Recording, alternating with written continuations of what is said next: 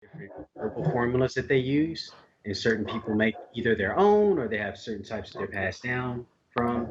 But depending on the season and the location and where you train, Yeah. your body would adapt differently. So you might need different herbs, and of course, whatever your constitution is.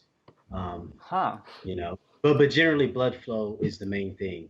You don't want to get any blood clots and have issues later on. So a lot of the general herbs that people use in Dit Da formulas topically and internally would be for blood stasis.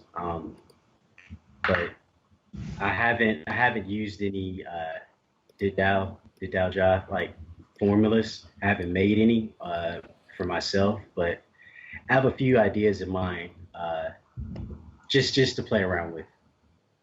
Uh, Cool. I just made a tincture for not bone density. It's like to reverse graying hair and help with hair growth and like loose teeth and tendons and ligaments and bone density. It's I need that. That's what I yeah. need. It's it's the seven. I don't want to mispronounce it. It's the seven ingredients for beautiful whisker peel. It's like Chibai. I don't I have to look up the name, but anyway, it's a bunch of different formulas I ground up and put in alcohol.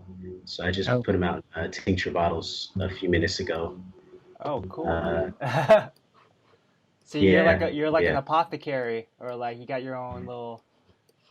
yeah, Yeah, man. yeah. I've been meditating on qigong and that in the Chinese medicine aspect. Like it's a whole lot of levels that I feel like I wasn't paying enough attention to, and now I have a little bit deeper understanding of like what's I understand a little bit more. You know.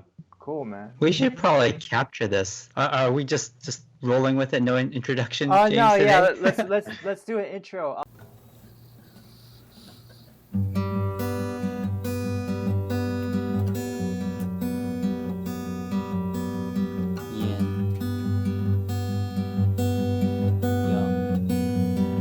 Yin Yang. Yin and Yang.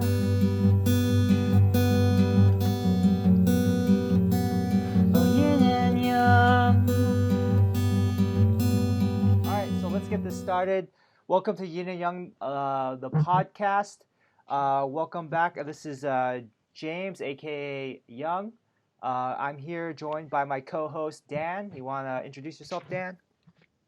And this is Dan, aka Yin. Yeah. And then we have our very special guest, Shannon Tetteh, also known as Tay, calling in from Chicago. What's up? Hello, hello. Yeah, Thanks for yeah. having me. Oh yeah, thank you for your prompt response and for coming on, man. There's a lot of crazy shit going on right now, so I think it's Yes.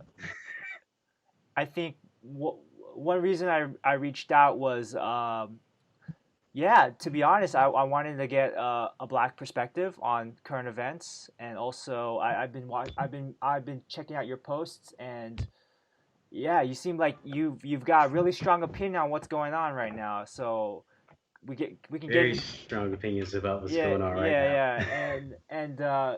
yeah, just to circle back a little bit before the intro, we're just talking a bit about how we met each other. I think we met over in Oakland, was it Berkeley, Emeryville area? Yeah, and then Oakland. Oh yeah, Oakland. We met at one of David Wei's Qigong classes. Yeah, and then so just if you could for our listeners, Shannon, you want to give a brief introduction of yourself, basically a little bit about where you grew up, things that you're passionate, like what your profession is and what you're doing now in Chicago. Cool, cool. Well, my name is Shannon Tetteh. I'm currently based in Chicago. I was born in Chicago and I lived in a few different places growing up. Uh, from Chicago, I moved to Huntsville, Alabama when I was like 8 and lived there for a few years. And then Nashville, Tennessee from like fourth grade, fifth grade up until my freshman year of college. and then I moved to Chicago for a while, and then I moved out to California, and now I'm back out to Chicago right now. So I've been in a few different places growing up, so I have a lot of different perspectives. Currently, I am a massage therapist, but I'm finishing up my doctorate in traditional Chinese medicine.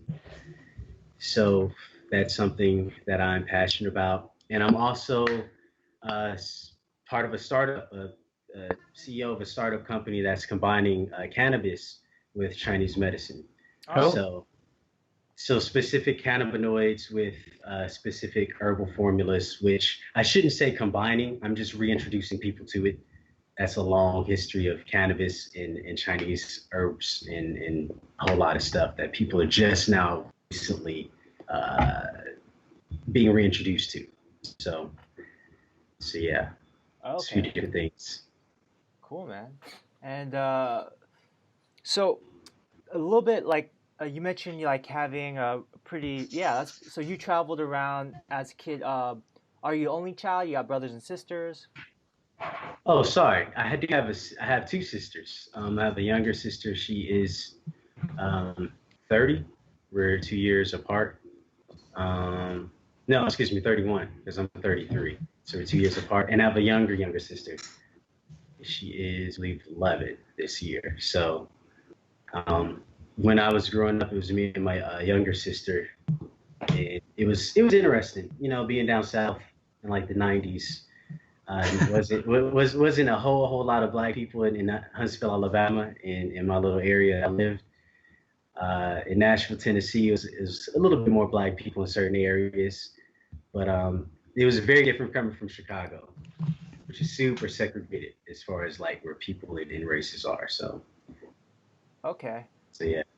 Like in Alabama, then was there like real talk? Was there the KKK around or? So interesting story. When I was a little kid, first grade or something, I've never personally I didn't see any of the KKK like in hoods or anything while I was there. But there was a kid who drew a swastika on my book bag. what the? And yeah, in the first grade, I remember I was sitting in the like the huge not auditorium but the gymnasium. It's like the first Yeah. week where they had everyone like separate. It was a white kid. I remember writing like I remember that. I'm 33 now. I had to be 6, 7 or something. Yeah. And I told my parents, and they came up to school.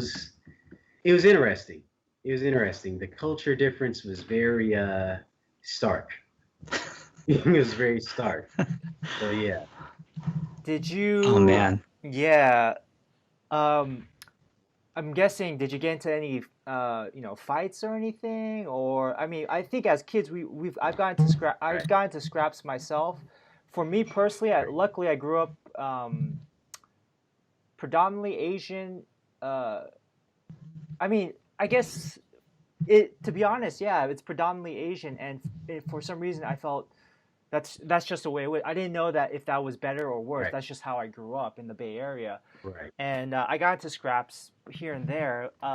But I guess what I mean by being fortunate is that I don't think it was ever really racial. To be honest, Right. I did get into some fights with some white kids, and I think that was more of like just like kids like he was a friend of mine and he wanted to go with me to karate class. I'm like, no, I don't want you hanging around like all the time. And then we just got we got Right. into so it was more about that kind of thing. I mean, how about yourself? Did you get in much fights as a kid growing up, or you're pretty chill? Hmm. I never got into like growing up. I can't think of a lot of fights based on race or anything. Um, I got into a few scraps, but I mean, like it was kid stuff. Yeah. I was always kind of bigger, so I never really got into fights. Lucky. So that helps. But uh, no, I mean, I never really got into fights over race as a young child. But I mean, I would observe it and I would be aware of like, that's a little different. And it just, I guess when you're a kid, you're innocent. You don't really know. You don't know the nuance of race in like first, second, third grade until you become older, you're just like, oh, okay, there's certain patterns you start to notice. But for me personally, I can't say that I got in any fights over race at a young age. So that was a good thing for me. Yeah. Uh, Yeah. do you mind elaborate? Like, what do you mean, like by like nuances and like, you know, some Yeah. of like the thing, some of the things that maybe you didn't understand then, but you're like, oh, like looking back, like, oh, so that was what that was, or yeah. Right. Right. Uh, so as a kid, innocence is definitely a thing. Uh, you don't really know too much about the world. You're just told what the world is until you figure it out. Um, I remember being in high school. I'm sorry, in college. I went to Fisk University, which is a historically black college in Nashville, Tennessee, and that was like my first education, I would like to say, about black people. I didn't know a lot about black history because in high school they didn't really teach us a lot. Um, you get the same three or four people in Black History Month, Martin Luther King, um, W.E.B. Du Bois, Harriet Tubman. It's like the basic characters, but you don't really get to see like what happened in America. No Malcolm X So or no, so it's funny. I never forget. I was in I want to say 10th grade, ninth grade. I was in social studies class, and I remember, we were studying a chapter on like ancient Roman history, and then we came up to, the African history. It was 2 pages. And then we went back to, ancient Greek history. And that was like the first moment I was just like, that's weird. right. Like the whole continent of Africa. And they talked about like the Kushites, like one slither of Egyptian history. So, that was like my first kind of, that's weird. Because it's a Yeah. textbook. You don't, of course, you might hear people say things on the outside, but you think school, education, or facts are unbiased, or so you would like to believe.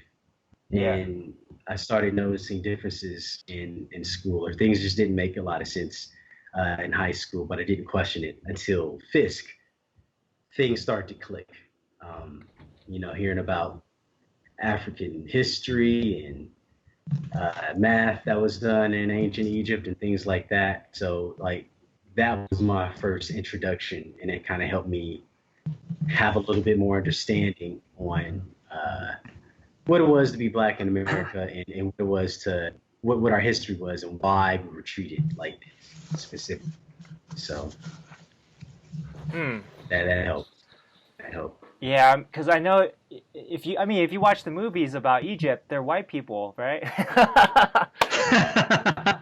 So Yeah. that's a problem right there, right? I mean, Well, I mean, I'm glad you brought that up. I'm sure you can attest to this, being, in art and in film industry specifically. I think it's very important to have a representation of different people. Uh, Black people should be in Egypt simply because it's an African country. It shouldn't be that hard, but somehow, you know, I never forget. I never forget. I was in the theater, and I forget the movie I was going to go see, but the trailer for Gods of Egypt oh was God. Oh, on, yeah, yeah. and I know about that. I remember watching the trailer, and I was like, it was over, and I'm like, where are all the Egyptians? Like, I'm thinking it's Rome versus Egyptians because I didn't see any black people, and I was just like, oh, okay, cool. I was waiting on the Egyptians to show up, and they never did. But that's kind of like it's indicative of like how the dominant culture, which in this country and in most countries, it's European, it's white people, Yeah. and their image is always portrayed as the default or the normal. So if you see anything in other countries, white people are usually the default language. Like it was deep to me how the Egyptians had British accents. And I know it might seem like a little thing, but it's like, wow, like that concept of the only way we can articulate, intelligent people are with a British or European accent. Like that has a deep psychological, impact on people. Yeah. Much like, much like, I saw the movie The Green Hornet. Obviously, I'm not Asian, but I was like, they could have really did a much better like part with the Asian counterpart. Like, if he's supposed to Yeah. represent Bruce Lee, don't give him, a bunch of one-liners or whatever. Like, I don't know. I mean, I see the same thing in Asian media. Being a minority, I see how other people kind of go through stuff too. It's Yeah. like, let's see how they're going to do this one guy. It's like if you're Asian, you're pigeonholed into being like a lawyer, a doctor, or like some high professional or kung fu. Yeah. It's no emotions. It's no like diverse. I mean, in Asian media, like Korean films, or I actually like a lot of Asian films. I like the drama Yeah. outside of America. It's weird, very complex, very layered. But Right. here, Right. it's either kung fu or you're a scientist. Right. Uh, it's it's it's very much pigeonholed. Just like black people, either like the villain or the thug or black Right. guy to the left. Say your one line, and then it cuts to it gets it's important for people to recognize that it's a reason why other nationalities aren't shown, uh, or they're not portrayed in media. It takes away from the concept that white people are the best race or the greatest race, and they don't Ooh. show different aspects. So, I mean, that's just it's easier to show. Um, it's easier to show the world like your version of history if you're the ones that's controlling the information that's put out If there. you got the money, yeah, you're holding the money. Yeah. Yeah. Yeah, and Well, you it's can not just only the right. Go ahead. it's the Sorry. it's the winners that actually portray history, right? Correct. So, I mean, Attorney General William Barr just said that recently. Yeah. He did something screwed up, and then he's like, it doesn't matter. The winners actually dictate what history is going to be told. I mean, it's very interesting the way that things are being played out in the world, especially like what's going on in the actual White House. Not politically, just the people who work at the White House, like the way they interact and the way like a lot of the infighting, the concept of we're going to do what we want to do. You can't live like that. It's rules and regulations, and now a lot of stuff is coming to the forefront, and a lot of it's based off ignorance and arrogance, and that kind of trickles down to every other aspect we see in society, and at least in America.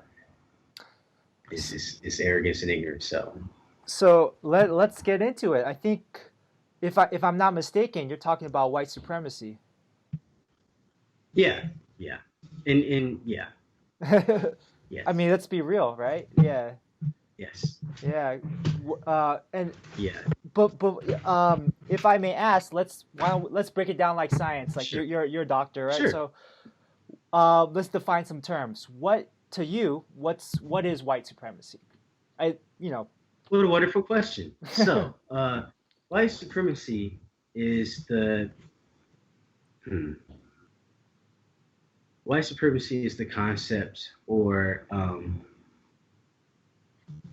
the exercise in making sure that white people are superior, or it's making sure that the concept of white supremacy is believed. It's there's a I have to look up the doctor and send it to you a little bit later. There's a concept about fear of genetic annihilation on a global scale for white people, and this shows up as needing resources or being afraid of resources being too thin. So you'll see this in throughout history. Everything was based on colonizing other areas, getting resources, making sure you have a stronghold on those resources, and making sure no one else had access to that. or if they wanted access to it, they had to go through you. And we see this throughout European history, everywhere. And today in America, the concept of fear of genetic annihilation is seen in a lot of ways, in all aspects, via medicine, science, or like we talked about with the media. If you keep portraying other people as less than, psychologically, it's a lot easier for people to treat them that way and to keep them in that space. And mentally, people start to believe that they're less than. So when you tell a whole group of people that, your history is slavery, that's not necessarily true. American history is a very small amount of history on a, grand scale of things, like 200, 400 years. It's not a very, very long period of time compared to other countries. However, that's what you're, force fed, the slavery narrative, not what was happening in Africa and all that interconnected trading that was going on with Africa and Asia and the Middle East and other countries. Yeah. Yeah. And yeah, it's still seen today. Africa has gold, diamonds, coffee. It has everything. Yet you have people who are still not in control of their own resources. The European countries are definitely trying to keep that stranglehold on the resources there. Yeah. And making sure that the population stay low helps with that. I mean, So yeah. So maybe hypothetically, if there was a such thing as Wakanda, maybe they shouldn't share their resources. Yeah, I mean.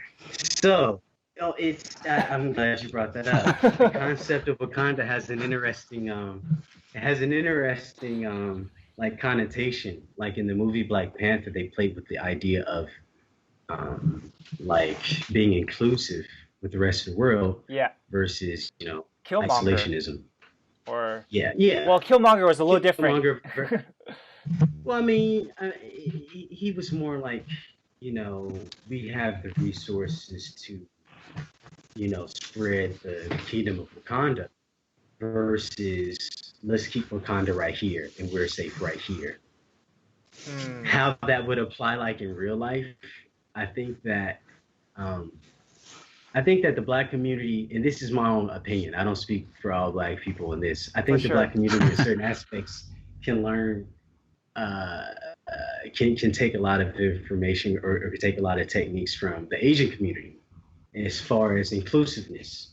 They're very much on sticking together, and they make sure that if anyone wants to come inside their culture and learn or get anything, you have to earn it.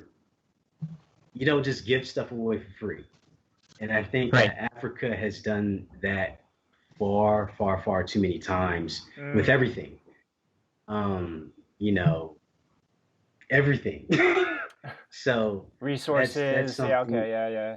Resources, science, information, everything. Like it's thousands of years of history that people are unaware of what was happening in Africa and how big their kingdoms were and what was happening.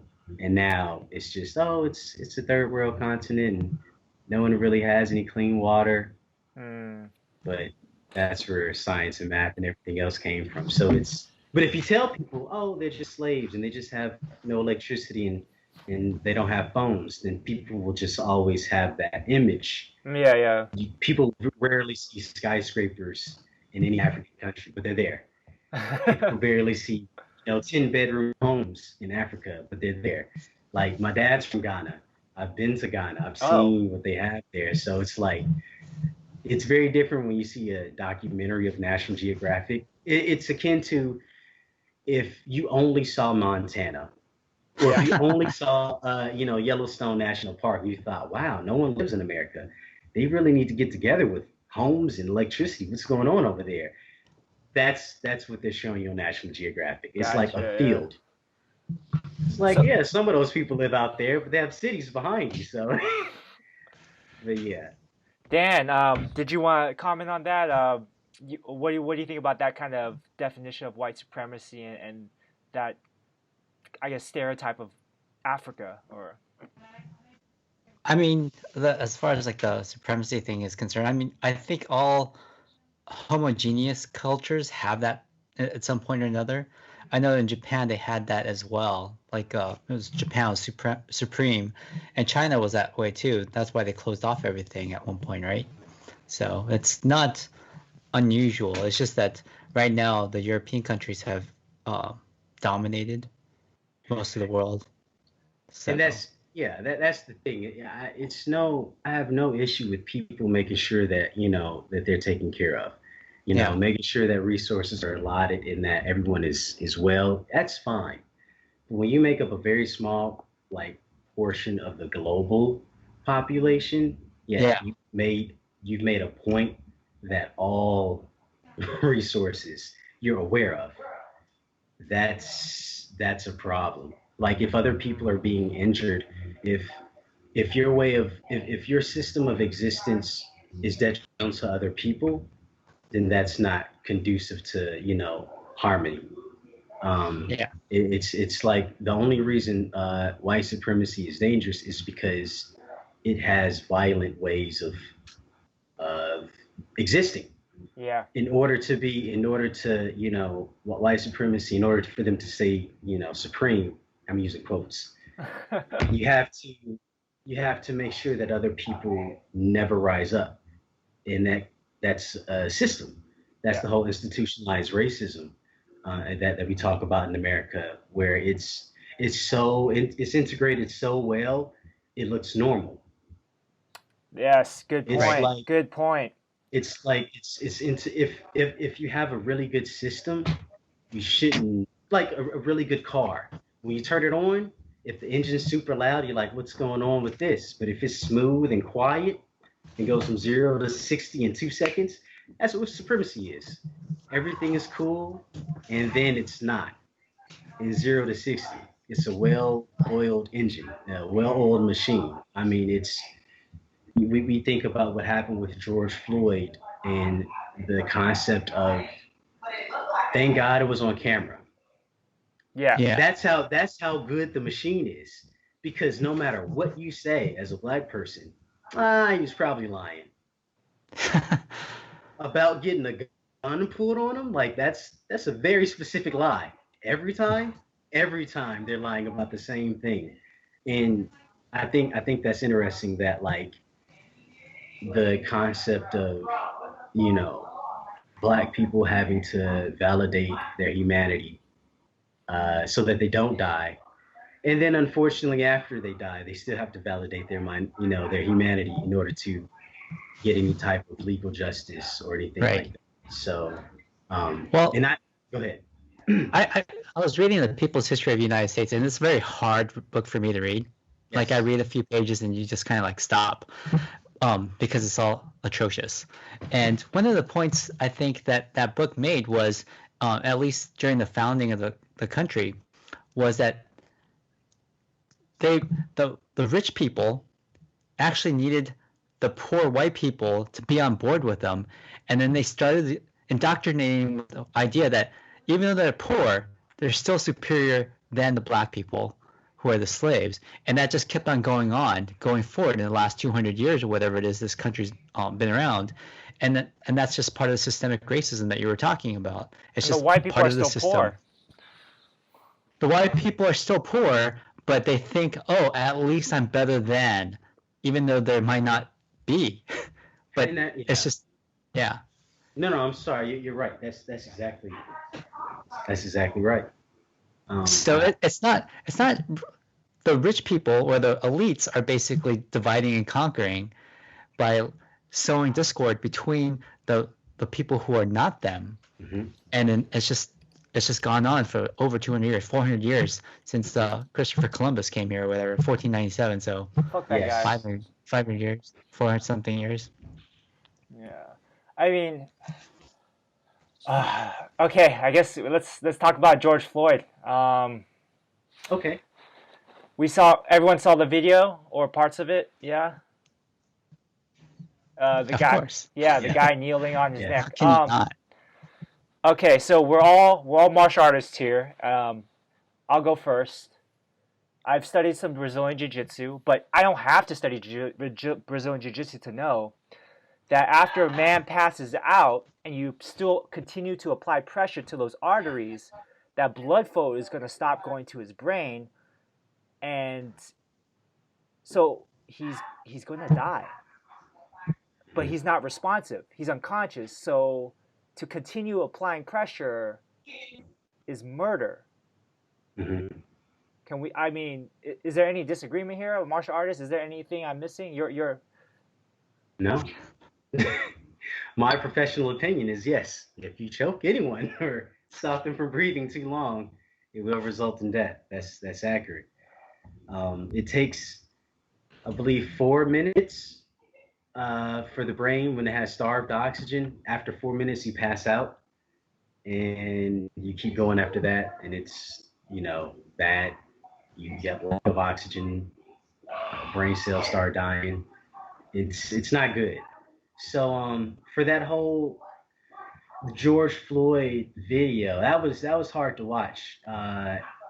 It's a few different things with that. On a physical level, yes, if you put your knee specifically on the carotid artery, it wasn't just his neck. Okay. Yeah. In martial arts, no, I'm talking for everyone else. You guys know this, but for martial arts, if you see a person, you're not just seeing the opponent, you're seeing the openings, you're seeing what joints they have that's vulnerable, with acupressure points, with meridians, whatever system you use, you're aware of what's going on. Everyone knows that if you get hit in the neck too hard, or if you put your arms around someone's neck, or you just stop any type of circulation, bad things happen. That being said, you don't have to be trained to know that you don't put your knee on anything's neck. Yeah. Cat, dog, person, anything. Like, you just don't. So for them to do that for 9 minutes, and for people to say, you're doing too much, and for 3 other cops to be there, and for everyone to still say, you probably had a pre-existing condition, because black people, they like fried chicken and high blood pressure, and probably he was doing drugs, because on the actual video they're saying, oh, well, this is what happens when you do drugs, as he's kneeling on his neck. So that has a lot of deep connotation, as far as I could break that whole sentence down. You have 3 people on an adult man. That gives the the indication of the mindset of, he's stronger than us. We all need to sit on top of an adult man, because that's the only way we can hold a conversation with him. Black people have the I guess what did they? I'm trying to think of how to say, the animalistic strength. Black people in their suits. The Mandingo stereotype. Yeah. Right. Yeah. Right. The Mandingo stereotype. So that's one.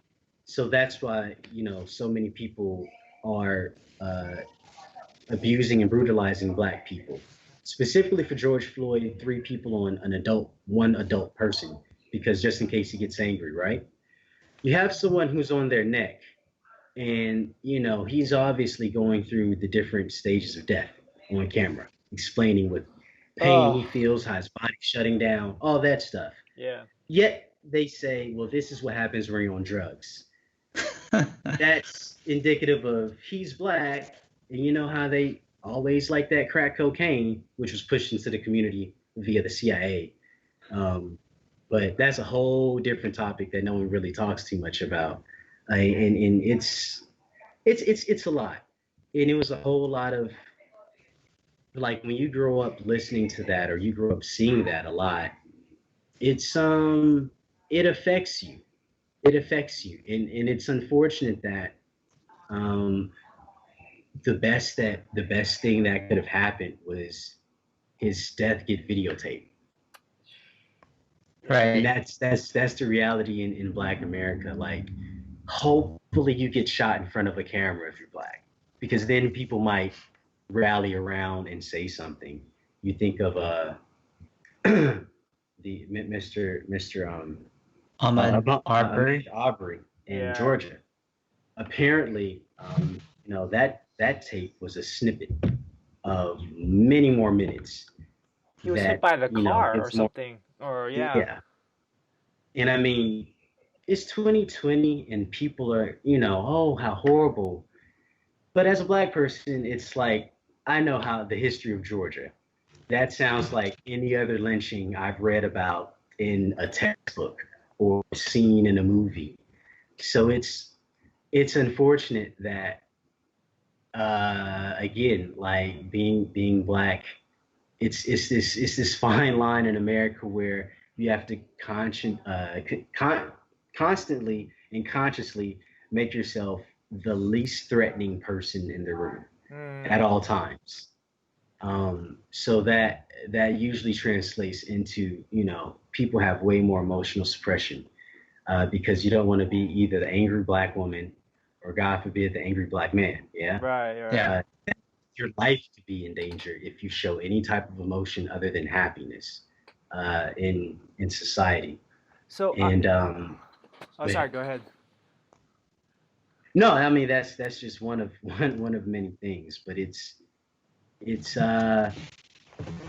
you just learn all these things and you just grow up and you learn how to like control the situation with how you present yourself at all times. It's a form of kung fu. It's a Right. form of kung fu that you learn dealing with white supremacy. So it's definitely a task, but you can still get shot for jogging. Yeah. You can still get shot for, Even You if you can tick get all the shot for boxes. sleeping. right. Like Sorry, what was that, You Dan? can be sleeping at home. You Right. can be sleeping at home and get shot. Right. So a lot of the stuff that we see today, it's a culmination of 400 years, in this country of white supremacy. Yeah. I'm not just blaming America. These are merely the children of the UK, and who did they learn from? Like, Yeah. So it's a global issue. America is just the one that's dealing with it right now. So I'm kind of curious. Your dad is from Africa, from Ghana, and then Yes. is your mom also from Africa, or she's African American, or? Oh no, she's African American. She's from Chicago. Okay. So Yeah. you're kind of that's interesting. So you're kind of like a mixed I'm generation. literally African American. Yeah, Yeah. I'm literally African American. But that also has a very unique, I guess, aspect to it. Having a father who, an immigrant, it's a very different perspective on being disciplined with education, Okay. being disciplined with, having goals. So, that was more of my focus growing up. Like, I have a path and I know what I want to do, and this is what I'm going to do. That really helped me out a lot. And that coupled with, I guess, pattern recognition Okay. or just being aware, it definitely helps you to see certain things that could lead towards issues with the police or issues with random white person located here, So it kind of helps. It helped having a father from Ghana, but also having a mom from America, having that balance, and definitely kung fu saved my life. just knowing how to be aware, just situational awareness. So all those things are definitely beneficial for me. Yeah. I mean, Are you teaching your kids like kung fu? When I have some, I will. Oh, okay. I don't know. I definitely will be teaching my children all of the things that I don't teach outside students. So yeah. Oh, I name will it. definitely. Yeah. Closed doors. Closed doors. Yeah. Yes, the closed door secrets of Wudang, the few things I've learned. So yeah, I think it's negligent at this point as a black person, specifically to not have any form of self-defense or have a way to care yourself. Yes. Because it's uh, what what martial arts, specifically what Qigong taught me, the Wudang system of Qigong, was very much useful in helping me with aura projection. Not to get too esoteric, but just posture. How you Right. hold yourself will project a certain type of aura or air about who you are, what you're about, what you will and won't deal with. And just having, control and stature will definitely put out certain ways people approach you, or it affects the way people approach you. So I can walk out Chicago 2 a.m. in the morning, South Side, nothing happens. So martial arts is definitely helping with that. I'm Mm. also around a lot of black people, so that's that's a different aspect than walking up north at 2 a.m. as a black man. But Uh, still, knowing how to navigate those situations, I kind of want to get into that, like your path to qigong and martial arts. When did that kind of Mhm. start for you? Um, as far did was it college? Was it even younger? Like, what got you? I know Dan's path, like, and we've talked about before. Like it was something cool. Like, oh, Asians are doing something cool. We know we're seen as like losers or whatever in the especially Asian American men, Mhm. right, in the media. But like, oh, Mhm. at least we got kung fu, right? So that's Mhm. kind of like I know that was dance, and for myself personally, it was like I started with karate. But yeah, I'm curious to hear about your own path to martial arts. Um, I don't have any like coming to Jesus moment. I watched a lot of anime growing up, and I Dragon Ball Z was the one thing that got me interested because I noticed a pattern of powering up or energy Yes. or chi, and I was like, every anime talks about the same shit. Like how? Like what do they know? That was my first like clue about there's something about this. Everyone can't. All myths, all legends come from some type of truth or exaggerated truth, and that was my mindset. I was like, there's something to this. Then I was 16 and I saw the movie Kiss of the Dragon. My uncle took me to the theater to see that movie. Hmm. And I was like, I want to do that when I grow up. I looked at acupuncture at school. Like I just did a lot of research. I looked up acupuncture. I looked up vibrational medicine.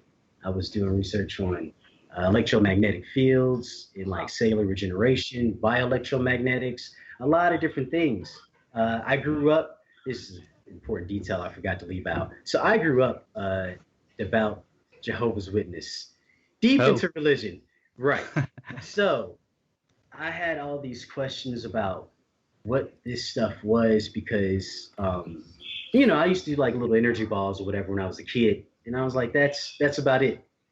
I knew something was there. I was like, my hands get hot, and I can't ask anyone else any other questions. So I did a lot of research. About 18 is when I went to the library and just got books on qigong and like Chinese diet and things like that, and I taught myself from books. There was a book by Paul Dong called Qigong, the Ancient Chinese Way to Health. And I remember looking at the back of like reading the book, and it would say certain things, and I was like, really? You can meditate and make the tips of your fingers glow? I'm gonna call bullshit on that. Until later on, like years later, I read a book called The Body Electric, which spoke about like bioelectricity in the body and how it deals with cells having regenerate and heal based on magnetic fields, and how your bones have the ability to get denser and they glow at certain currents of electrical flow through them. It was a lot of crazy stuff, but that helped me put two and two together with this is the part the Western world knows is chi, and this is what they were saying in that other book. And I just put the two together to help me understand, for me, like what was going on. And I just kind of kept going through there. Through Chinese medical school, that definitely helped. But honestly, I learned the most from David. Oh, I really? learned the most. Yeah, like sadly, not sadly. I mean, I paid way more money in school than I did for his class. and I learned more from him because it was more of the application of chi, or the application of how chi and yin and yang manifest in the body, and ultimately that was that's kind of the system or the path that led me to understand everything else is just variations of trying to balance yin and yang. And how did you find David? So I met David by the stars. So I picked this school, Academy of Chinese Culture and Health Sciences in Oakland. Okay. Random, a student told me about that in Chicago, here, and I left the school I was at and I went out there. I met David's at the time fiance, Najia, who was studying there. I never met David before. I didn't know anything about Najia. I barely talked to her. This guy David comes to a CEU course I was doing. He had his robes at the time, his Wudang robes, and I was like, "Who's this guy?" I didn't know anything about him. I was like, what is he talking about? What is he doing? And he led a little Qigong class, like in the break of the CEU class we were doing. And I remember we were doing like some standing meditation, and I felt points open up. I was like, okay, that's different. I think I'm gonna follow this guy for a while. They had to get me to come to class. It took me about 6 months, but after I started, I got into it, and it made so much more sense to me. Um, like physically, it made sense to me, and I could actually apply what I was learning. I noticed my massages changed, acupuncture changed, the way I like connect with herbs changed. It was very different. Just for our Yeah. listeners, we're talking about David Wei. He's over at Wudang West, is it called, or Wudang? Wudang West. Yeah, Wudang West. Wudang West Cultural Heritage Center. Right. In Oakland, California. A Does wonderful. he also do the Wudang sword? I don't believe that David learned that system. I do have other Kung Fu brothers, Kung Fu uncles from Wudang who know the sword system, because that's what Wudang is known for. Their Right. sword style. But he was very much into developing just hand to hand and the healing arts.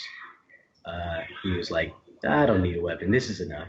It's like, all right, I respect it. I respect it.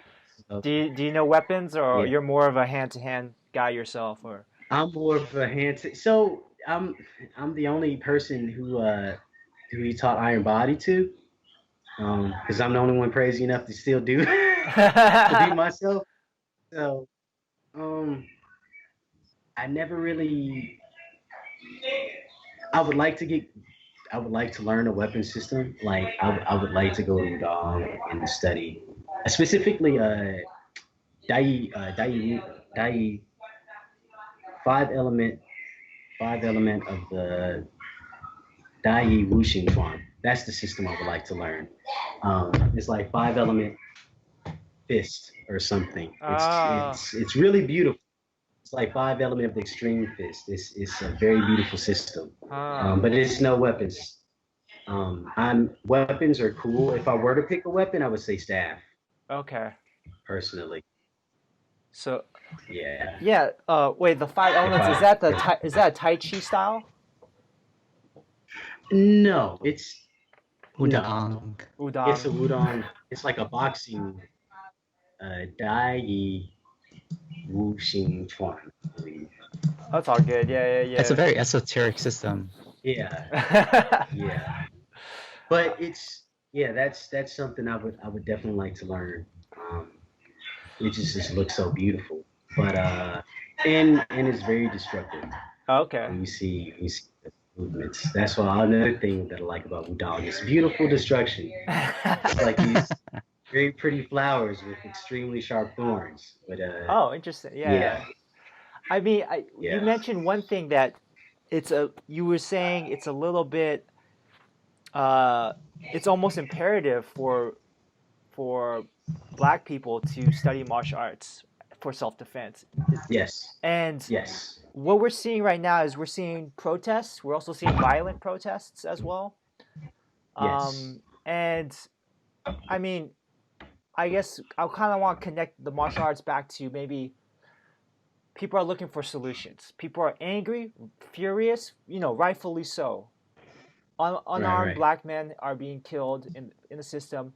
COVID-19 is killing the black population in America at high rates, much higher rates than other races Right. and white people. And so there's a lot of frustration and anger. And people are looking for solutions. And there's protesting. I think that's a manifestation of this kind of pent up rage, and also this need for change. I mean, one solution I heard from Robert, who I guess he can't make it. Robert J. Arnold was saying, police officers have to, they all have to be martial artists, because that way they know how to understand, body mechanics, and that you shouldn't put your knee on someone for that long or they'll die. I mean, there's the other part of it where, like, well, do you really want to give these weapons, these hand-to-hand weapons, to police officers? So I guess my question to you is, like, is there a way that in which, I don't know, the martial arts or Qigong can help alleviate some of the problems, or not? Maybe we've got to look at it from a different angle. I don't know. It's just since you're a martial artist and you're also very passionate about the black movement and Black Lives Matter. I guess people are looking for answers, man. So, as far as uh, Qigong, how that would have helped the black community. Qigong ultimately is, or at least the way that the one aspect that I think would be most useful would be health. I think that the health of black people, like you said, is definitely at risk, not just from the police, but from basic health discrepancies or health inequalities. We see there's plenty of people who can't afford to not go to work. These are the essential workers. So they're in a position where they're more likely to get sick for the simple fact they're just more exposed. They're more of the people who will be exposed.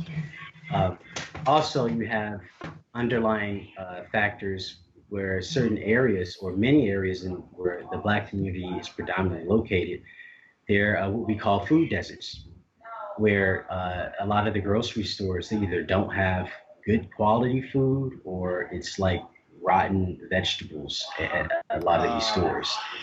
Versus you go to Whole Foods, you go to another store in a suburb, it's much fresher fruits, it's much more variety of fruits and vegetables. But that shit's expensive, though. Well, sure. I mean, it's much more expensive over here because you also are shipping food. Unlike Right. California, things get shipped, but it's like 50 miles versus a whole different country or a few states over to get to Illinois. Another thing is the psycho-emotional aspect. When you have children, adults, men, women, who grow up constantly in a society where, their lives can get taken at any moment for no reason, that's stressful. A lot of people deal with that. A lot of children, they grow up and they're used to seeing, you know, you think about the amount of black people who've been killed in the last 4 or 5 years and how many of those cases we've seen on television. If you have a 10-year-old child and they keep seeing that, what does that do to them, like mentally? When you keep seeing bodies that look like you laid out on the street for hours before people come and do anything, or for years before people even acknowledge it deserves a court case. So I think that a lot of the frustration or like pent up energy, you're seeing that explode to a certain degree in these protests, even though a lot of those protests, they've tied those to like outside art anarchists and things like that, Ah, um, that have tried to put Black Lives Matter as, oh, they're the ones doing it. There's videos of people spray painting BLM and like destroying things. And there's also videos of pallets of rocks sitting outside. Yes, I've seen those. So you think about the conversation is Black Lives Matter. Not we're more important, not Black people are supreme. We matter. And they try and defame this movement with, we're not going to say destroy property. We're just going to put these bricks here. We're not going to say they did it. We're just, oh, it's very passionate. Yes, some people are looting their own communities. That's very true. Yes, some people are tearing down businesses. That's very true. I think that that's not nearly as long lasting as the amount of lives have been snuffed out, from police. So all that tension, or what would be called in Chinese medicine, liver yang rising. Yeah, that's what we say. To break it down from a medical standpoint, when the yang rises, it's because it's no yin to root it. And when you think about roots, you think about kidneys. Yeah, kidneys are water, and liver is wood element. So you think about nothing's nourishing these people. You have no root. Go back to what I said about the psycho-emotional aspect. If you have a people who don't know their history or they don't know their roots, then they have nothing to ground them. So when you have a group of people who you've taken out everything that grounds them, breaking up the family household, you're breaking up people's ability to get generational wealth through redlining, through banking. It's a lot of discrimination in the financial aspect, as far as who gets a business loan, who gets a home loan, little things like that. For many years, Black people weren't even allowed to get life insurance policies, which also was another pathway to generational wealth, later on. So it's a lot of different things that Black people will have to take on themselves to heal personally from the trauma. But there's no but to it. I think Qigong is definitely the answer for Black people. Now, as far as that in martial arts, as far as developing self-discipline and body awareness, it'll definitely help empower a lot of people. That being said, as far as martial arts go, with the police department, I hear what was it Robert that said that about the police? I've thought about that a lot too, but I've also thought about how hard it is to find a good martial arts teacher, and a lot of the traditional concepts of, we're not going to teach you this thing because you personally are not ready for it. Whether you're not emotionally stable enough, you're not mentally stable enough, physically you might have to work on some things before we teach you this. There's steps. You have to mold the mind, you have to mold the body to perform efficient, martial arts. If you have a culture of individuals, first off, let's talk about the history of the police department. I think that's something that a lot of people don't understand where the animosity between Black people and police come from. The police department, or the police period, started as slave patrol. They would go and collect property or make sure property wouldn't run away, the slaves. They just transformed into the Fraternal Order of Police many years later, with the same connotation of, Black people getting killed. I didn't know that. So the police department, the roots of the police department are for catching runaway slaves. Correct. Wow. And a lot of people, So when you have that context, it's a lot more. It's a lot more things that kind of click when you have that, versus what's all this? The police have never done anything to me. I don't understand what the big deal is. Just follow the rules. Police are there to protect property. That's it. It's a whole lot of legalese that goes behind that, but the police are there to protect. Protect and property. serve, right? Yeah. Right. And who are they serving? Who are they protecting? I think that teaching martial arts to police may exacerbate the problem simply because the chances of you training one officer for 2 to 3 years in something so that they understand this is what you do and this is what you don't do probably won't happen. Huh. Also, coupled with the concept of, you know, my life is at risk. I have a very dangerous job. They're out to get me at any point in time. I'm sure some police officers feel that way. I'm sure they might be in situations where that might actually be the case.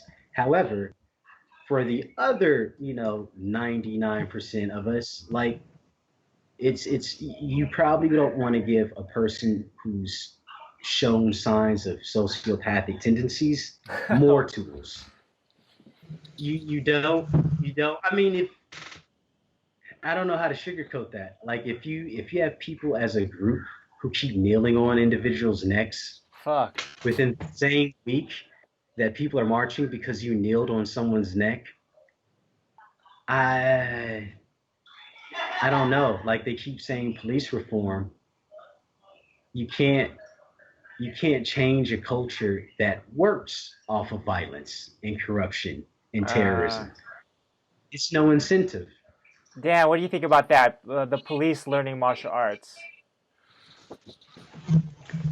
Uh, Again, I think it's about the teachers, right? If you have a really good teacher, you're obviously gonna, if the teacher knows their values and all that stuff, they can weed out all the people who are like, oh, this person's probably not going to be fit for learning more than what I already taught them, and just start weeding them out. But at that point, you're not going to have much of a police force, which could or could not be bad, or good.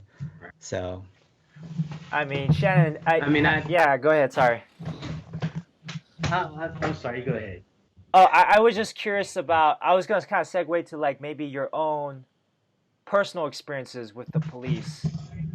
Like, have you personally felt threatened, or you know, or people in your close circle have experienced, police brutality or discrimination? Yeah. Yeah, yeah. I've been pulled over. Me and my friend were when I lived in Nashville. I used to work at the Nissan plant, and I remember we were running late to work. You know, driving quick, swerving, trying to switch lanes to hurry up and get there because you don't want to be late for your shift that night.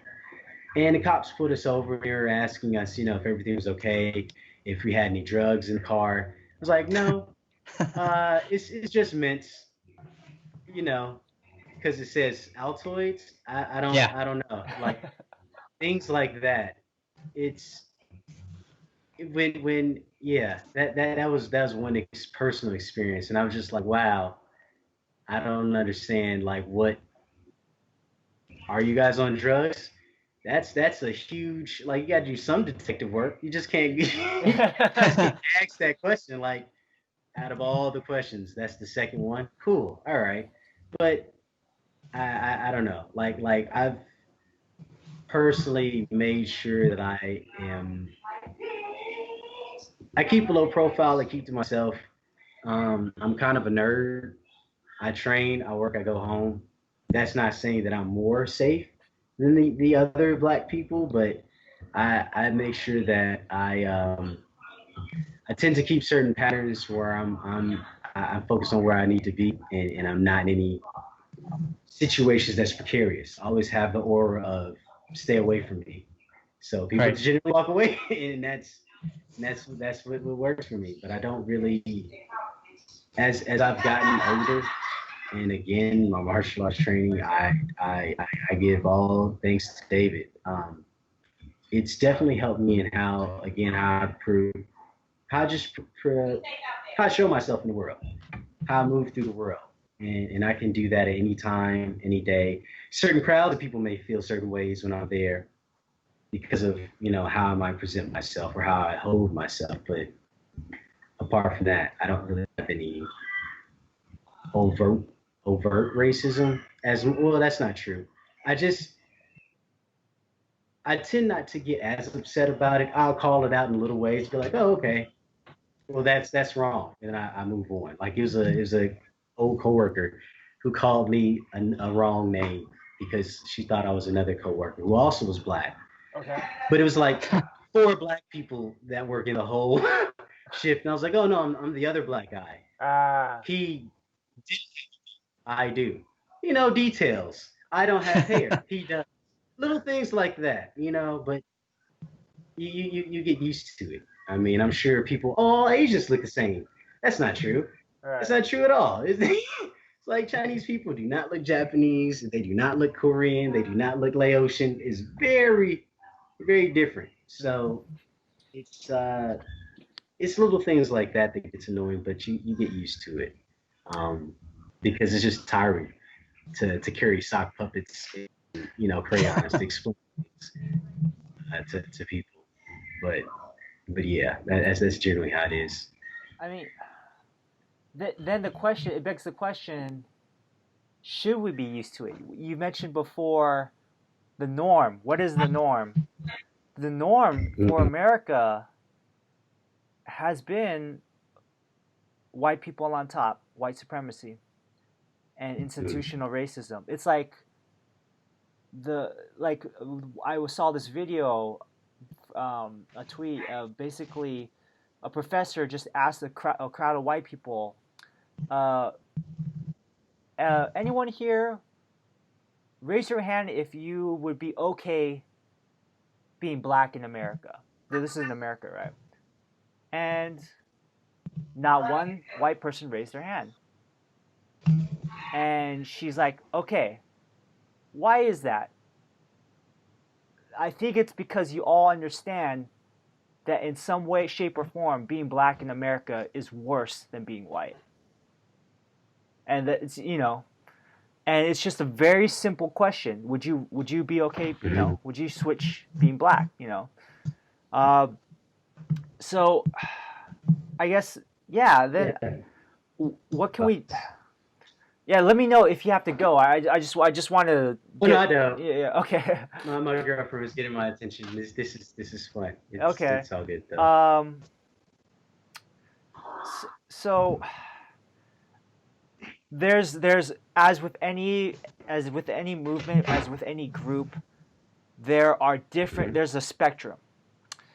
Police reform you mentioned. Let's reform the police. There's rules of use of coercive behavior. There's codes of coercive behavior in police departments, and so Minnesota just recently banned the use of strangleholds and chokeholds, because of obviously current events, and then there's putting these in place to reduce these kinds of incidences. Then you got black socialists who want, or extreme leftists, and they could be from any race, but particularly like the extreme, the black left, want a complete abolishment of the police system, like just burn it all down. So my question is, and I know this is a very, you don't represent all black people. As Dan and I, we do not represent all Asian people, right? But I just wanted to get your own personal opinion on paths forward, because I know solidarity is a path. Yellow Peril supports Black Power. Asians for Black Lives Matter. I think these are great. These are some very, very touching instances of solidarity we're seeing it currently, right? But what about the police state in America? Should it burn it all down, reform it, somewhere in between? It's I don't know. I'm not educated enough, maybe. And I'm just wondering if you had just some thoughts, just from your research and from what you've seen in the news. What are some possible paths? And Dan, maybe same for you as well, yeah.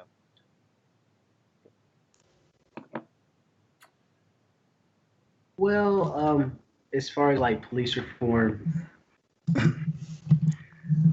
my reflex would be to say abolish them, because of the whole, the whole, it's there'd be way less police, shootings if there weren't any police. However, there is a place for the police department as far as when it comes to first responders, when we have, issues like that. Um, I'm not, I don't know. I mean, I know a lot of people are doing things like they're not uh, funding, they're trying to defund the police in certain Yeah. states. They're also trying to, which I don't know why they let this happen, but they're cutting um, the police department's ability to get access to like surplus military Yeah. equipment. And yeah, I mean, Military there's police, been, man. Yeah. well, yeah. So when you have people, who are in some small town and they have a budget where we want a tank and they get a tank, it's like, what situation is that necessary? You know, when we're dealing with people that you're supposed to protect and serve. At what point are, night vision goggles and AR-15s, like, who are your enemies? What I'm curious to know because I'm not an officer. I've never trained as a cop. I don't know what it's like. I know it's some pretty bad stuff out there, and I know it's, there's some horrible things that they see, but at the end of the day, I didn't see the same type of military might when people were upset because they were inside too long and they wanted to go back to their businesses. So they expressed themselves with guns and everything else and marched to, their politicians' place of business and said, "You better, stop all this quarantine right now." Yeah. All we said is, "Hey, can you not kill us? That'd be great." And they used bullets and tear gas, and now there's a barricade in front of the White House, and I'm confused as to how that's beneficial if that's the response, specifically towards Black people.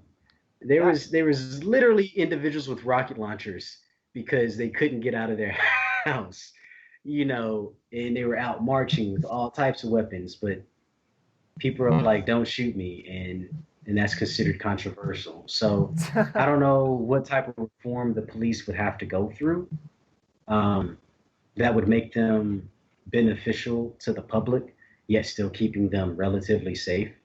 Um, I think that one thing that we should do is only give them guns with rubber bullets. Um, Mm. I know they would find a way to kill people, but if they did, immediately you're guilty. It's like, how did you kill someone with rubber bullets? What were you doing? You know, Right. like I think that would be very useful, if they would not use tear gas or other weapons that you would use, in war situations. That Mm. could be useful. I think what America deals with as a country is, and I just look at it as TCM. It's false yang. It's false power. When you don't have real power, you overexert. It's like, wolves don't bark, but chihuahuas do. And Mm. that's what I think, when you have a group based on fear and not training and not situational awareness. We have officers who used to be actual soldiers and Marines. They have, situational awareness. They know when to shoot and when not to shoot. They Mm. understand rules of engagement. When you have individuals in small towns who got picked on or whatever and they have issues and they have this power fantasy, that's when things get dangerous. Yeah. That's when you have individuals pushing 75-year-old men in Buffalo, New York Yeah. for no, it's like, at what point do we keep allowing "I was in fear of my life" to be an excuse when they're literally killing people Yeah. as the result? I've never, if I had guns like that and I saw someone, I'm not afraid. I have body armor. What would I Yeah. be afraid of? I have all these, I have more clips if I need it. I have nothing to fear. I'm prepared for this one situation. Yeah. If I'm coming to you with body armor and weapons in ways to restrain you, and you're just sitting in your car, at what point are we going to keep allowing the lie of I was really afraid, and they lunged for my gun, and I didn't know what to do. Really, really, that's what we're supposed to believe. Breonna So Taylor was just sleeping, right? I mean, yeah, come on. And yeah. like you barge into someone's home without knocking, the no knock policy, like Well, not just that, the person that they were looking for was already in custody. yeah. So it goes. When you say reform the police, it's more than just make them understand how to deal with black people and have them less, be less violent or whatever. Police officers have proven that they're not that smart. They're not that smart as a group. There's certain patterns that we continue to see as a country that always look so confusing. Like we don't understand. You shot 107 times at two people. Why? You had to reload. At what point? Bears don't need 107 bullets. Like what are you doing?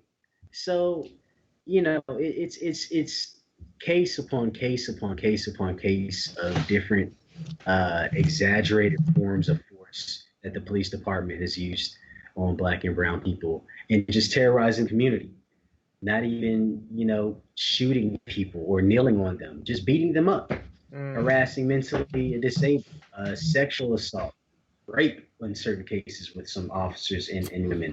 So it's a lot of things that the news doesn't cover, but hopefully George Floyd will make more things more, I guess, accessible for the rest of the world to understand. I think Mm. education would definitely be good for like global or social race relations, but as far as police, I don't understand if compassion or being showing them how to be more human would change any reason for them to stop shooting people without impunity. I don't. Mm. I don't think human decency trumps their power trip. Is I guess just is what I'm trying to say. Right. For our listeners who don't understand the yang concept, I guess yang in martial arts is like usually it's associated with masculine energy or Yeah. like like and power. So if generally when they talk about, from my understanding of yin and yang, the yin and yang balance, yang, when something is too much yang or yang qi, 就是阳气上来了. If the yang rises, then there's two. It's out of balance, and people. It's when people go on ego trips, or over excessive force, like you mentioned. Um, and yin is more connected with feminine energy, from my understanding. And so it's good to have a balance. Sorry, Tete, you're the expert on this. Am I explaining it correctly, or yeah, Perfect. yeah, yeah, Perfect. yeah, That's exactly what it is. And yeah. it just shows. It shows as a country, and it shows in their the way they perceive everything. America is very excessive. You think of the '80s. You think of RoboCop. You think Yeah. of Rambo. You think of like their concept of masculinity. Very seldom did the person not have a gun. Steven Seagal was a martial artist, but he was a cop. He was still telling them to freeze after he got done kicking their teeth in. Yeah. So Yeah. America has like this love affair with power, and who wants power? People who are weak. Yeah. Huh. Simple. You lust after the things you don't have. Well, I think you mean But if you're mentally weak, I guess, right? Or yeah. no, I'm all types, Oh, all interesting. types. I Okay. mean, because people have different levels of power that they look for. We talked about how financially the how racism started with the poor whites being told, "Hey, you're better than the black people." Way back when, that's a fantasy. That's a power fantasy. Finances, having enough money to be considered enough or being better than. Power isn't necessarily physical or mental, but all levels of how to have an edge, or, Right. how to have more. So that's something that America has not really been good with. They're really good with more, not really good with balance. No. So, so yeah. I mean, when people get tired, what do? They drink a Red Bull instead of going to sleep. You know, like Or doing Tai it's a Chi or very something. Yeah, or yeah. doing Tai Chi or meditating. It's a very simple concept, but too often, a lot of the issues here are based off of uh, a misuse of yin and yang, and that's why people are messed up now. But that's all changing. That's what this movement that I see with George Floyd is happening. It's the end of an era, Huh. um, and I think that it, people aren't going to go back to racism after this. And that being said, it's going to be a lot of things that get broken down because, again, racism is so intertwined and so interwoven in this specific society. It's going to take a while. Dan, any thoughts on It's going that? to take a while. I mean, as far as like the police reforming them, uh, it's not a low-paying job No, by any means. it's not. I mean, there was that San Jose guy who shot somebody, and then everyone outed him, and he made $216,000 a year last Wow. year. So it's not that it doesn't pay well. I think it's just not portrayed as a well-paying kind of gig. When I grew up and then when I graduated from college, I didn't even think about becoming a cop because I thought they got paid nothing. Kind of like garbage people. I thought garbage men got paid nothing. They get paid well. No one educates you, and yeah, they get paid really well.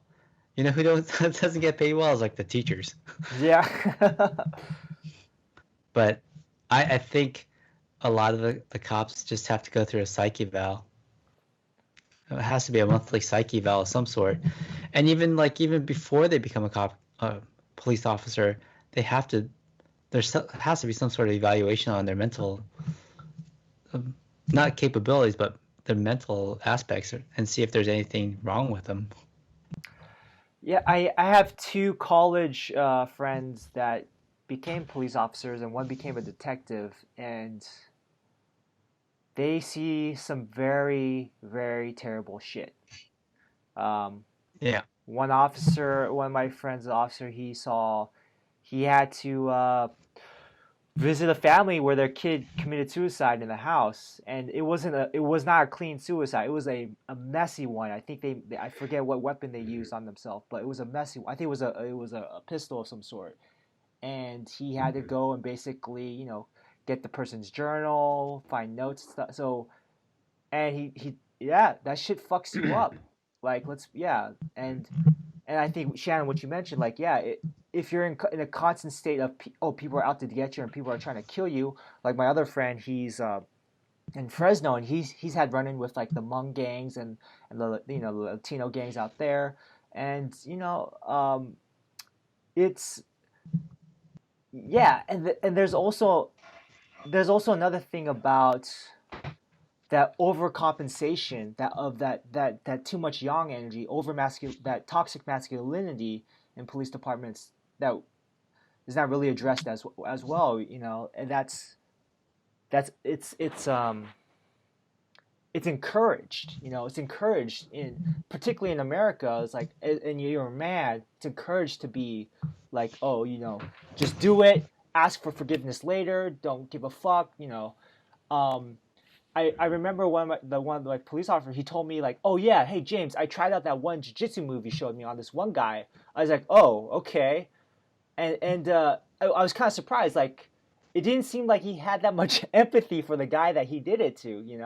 The guy was okay, because generally jiu-jitsu, if it applied correctly, it's really safe compared to striking, right? So I was glad that he was safe and that the other guy was not, permanently hurt. But I was just a little bit surprised at how this fun-loving guy I knew in college had now become. I think he's still a nice, great dude, great guy, but there's a certain hardness to how he sees the world now, because they see some they may see some messed up shit, and they've gone, yeah. So I think, yeah, it's about time we should probably wrap it up.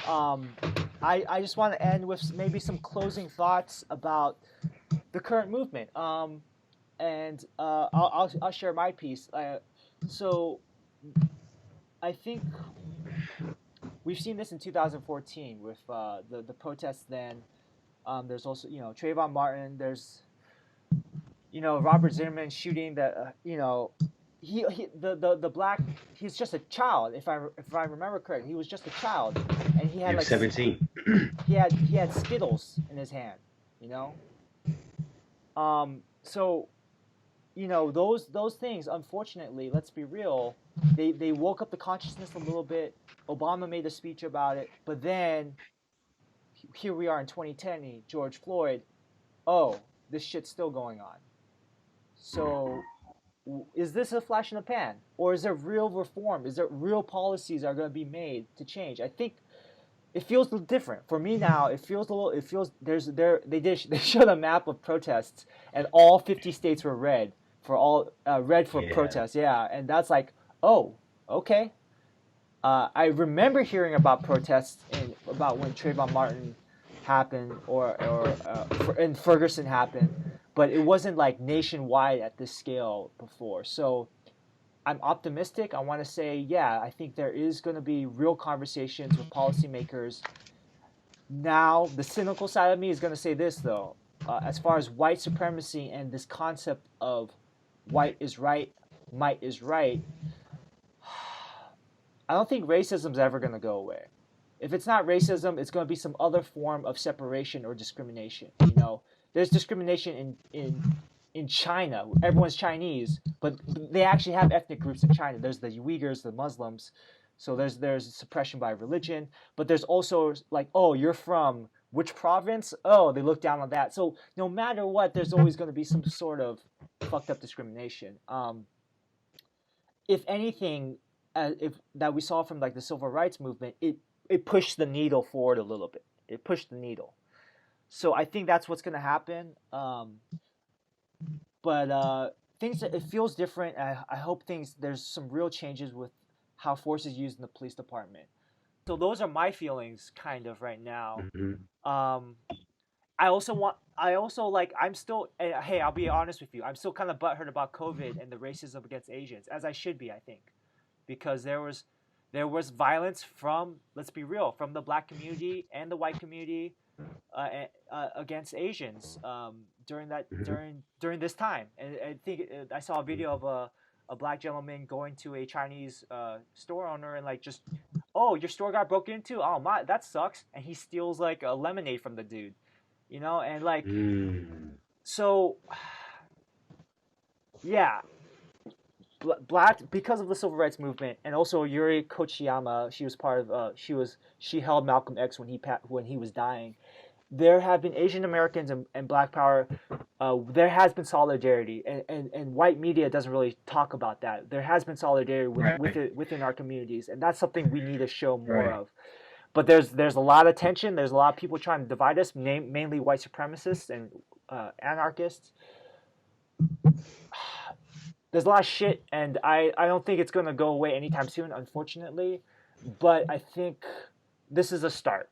That's where I'm going to end with. And I think we should take these moments of Asians supporting Black Lives Matter, and that from that, because as Mark, I believe it was, I forget if it was Gandhi or Martin Luther King. Injustice anywhere, any injustice anywhere is injustice everywhere. Sorry, I'm butchering it, but like we cannot stand by and watch injustice in the black community and say, oh, that's just the black people, that we're okay. Nah, that shit transfers to the Asian community real hard, because you have disenfranchised black people, who are angry. My dad, he was in Oakland, he got shoved by a black man, and I said, dude, that's not right. And he's like, James, you gotta understand, these people are, he's angry. He's been like, he's probably been through some shit. So this, it's not right, but people act out because they felt that. So That's my final thoughts. I want to get your guys' final thoughts about, like, is this a flash in the pan? Are we really going to see real change or not? You know. Shannon, go ahead. Well, I would like to follow up with what you said, James. There has been a very long history between Asians and Africans joining and being connected. The yellow peril and Black Panthers. That's the part that a lot of people don't know about. But even way, way, way back in Africa, China and Africa, they kicked it a lot. But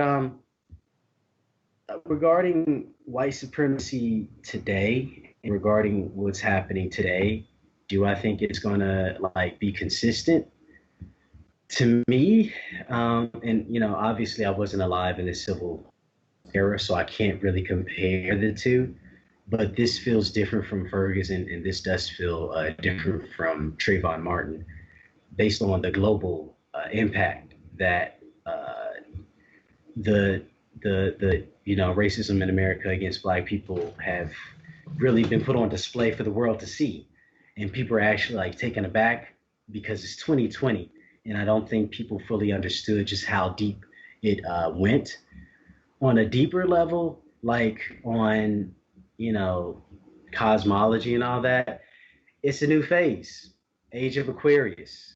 It's an old system is getting pushed out and a new system is getting pushed in. And I think we've seen that in the last 3 years with this current president. He represents an old system, and he's been doing a lot of draconian things, period.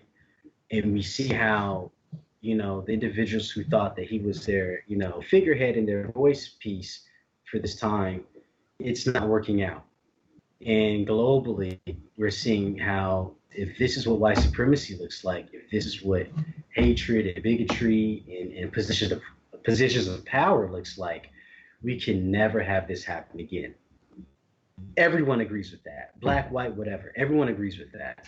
And that being said, when this whole new transition comes through, it's not, I mean, of course, Black people are the ones who are, angry and they're dealing with this, but this transition is not going to be just Black people.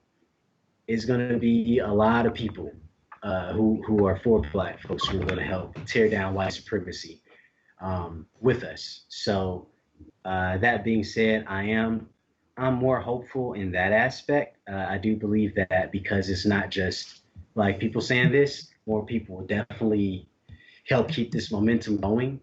But I do not think 7 days is going to end 400 plus years of slavery. I think, for every action, it's the opposite and equal reaction. And it's just, in order for things to change and transmute, it takes fire.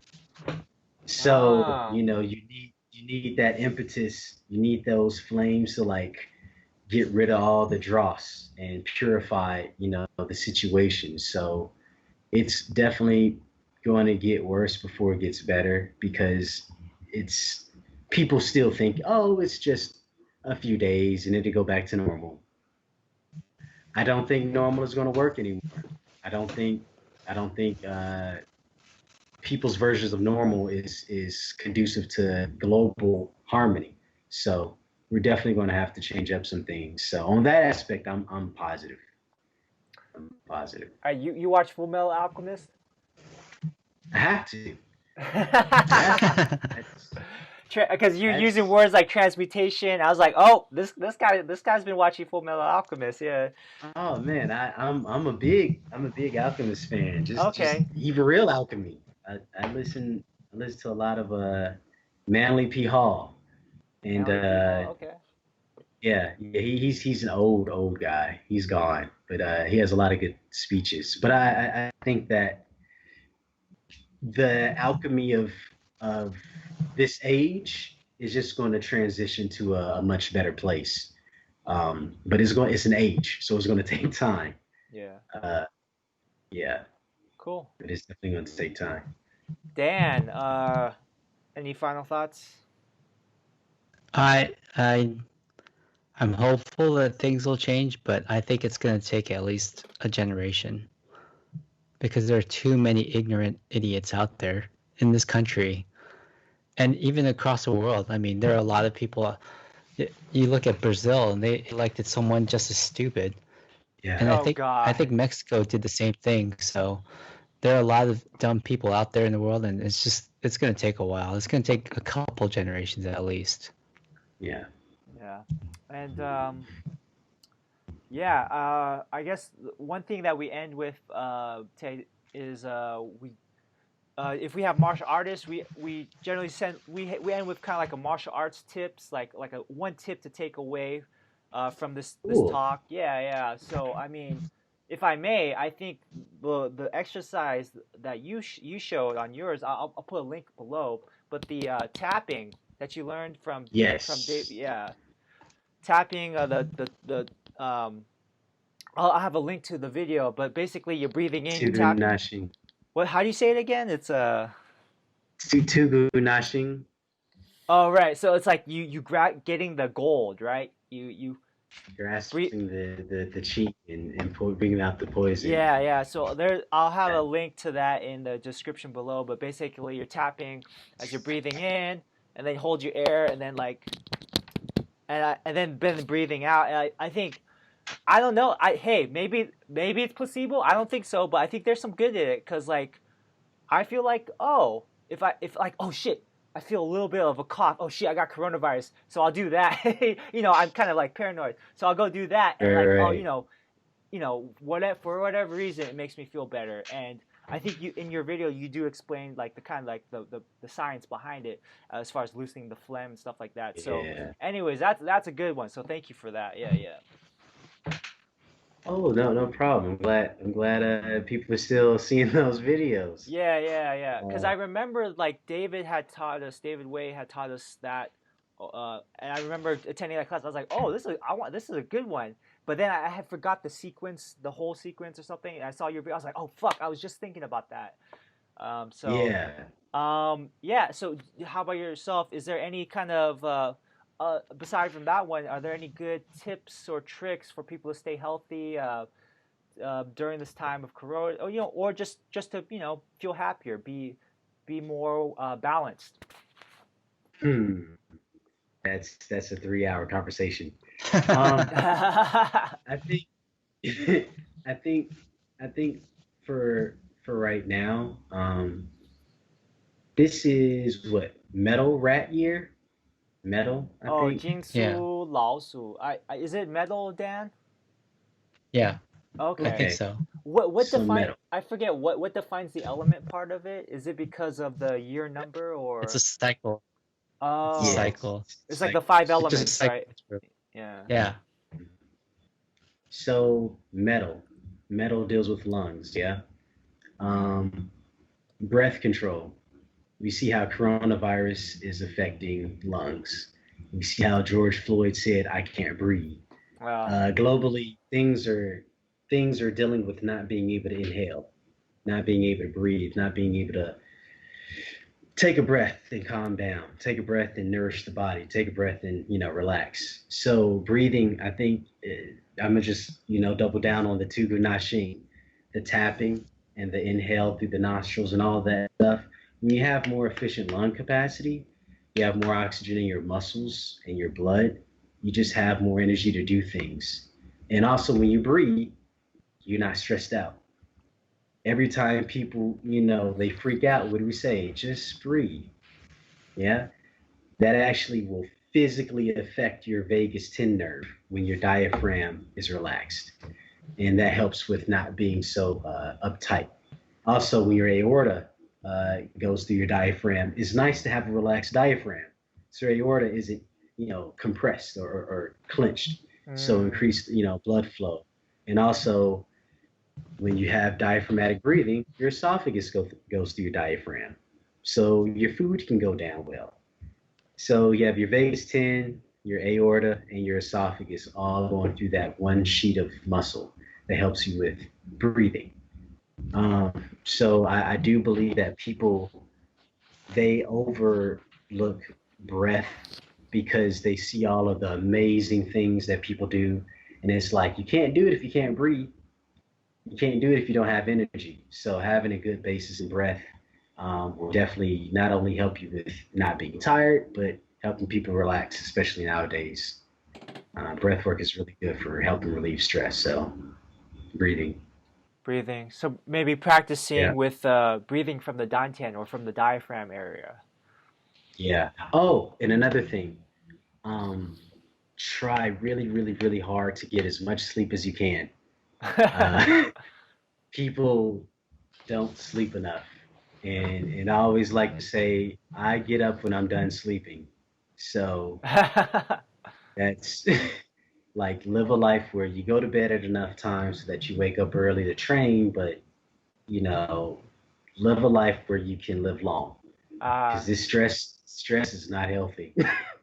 It is not healthy. do you, So you usually get 7, 8 hours yourself, or it depends on the person, I guess, but like for yourself personally? I say about 7. I go to bed like 10:30, 11, Oh, and I wake sorry, up sorry, like we're keeping you up 6. late, man. My bad. Oh, bro, Yeah. no worries. I've been up before at 1, 2 in the morning, but generally like 10:30, 11, and then I wake up like 6:45, six Nice. o'clock sometime. So yeah, I don't. When the sun hits me, I'm up. I'm like a Right. kid in that instance, but I'm not. I just tell people to live a life that's less stressful, and if you focus more on your health, you'll live longer than focusing on your money.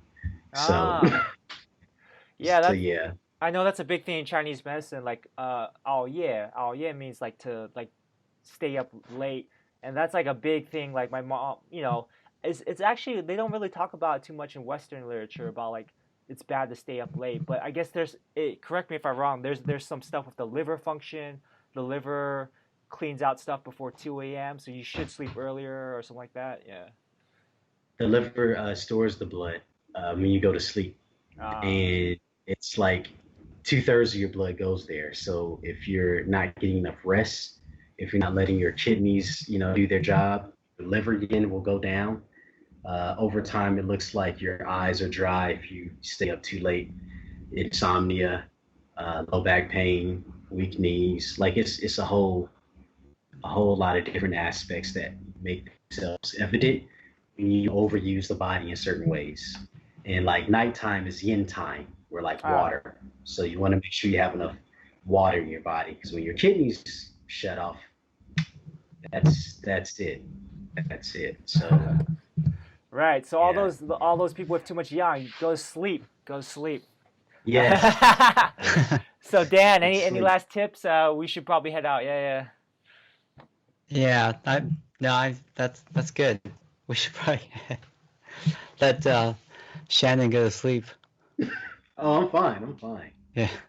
I'm fine. This is fun. I really enjoyed this. yeah. This Hey, is no, awesome. I enjoyed this too. Thank you so much. And Thank you. yeah. Till next time. Thank you so much. Yeah. Thank you. It was great catching up. And everyone be safe. Likewise. So this is James signing off. Dan, Stan signing off. and then Tay, you want to sign up for us? Stay signing off. All All right. right. Stay Take safe. care. Be healthy. Take care.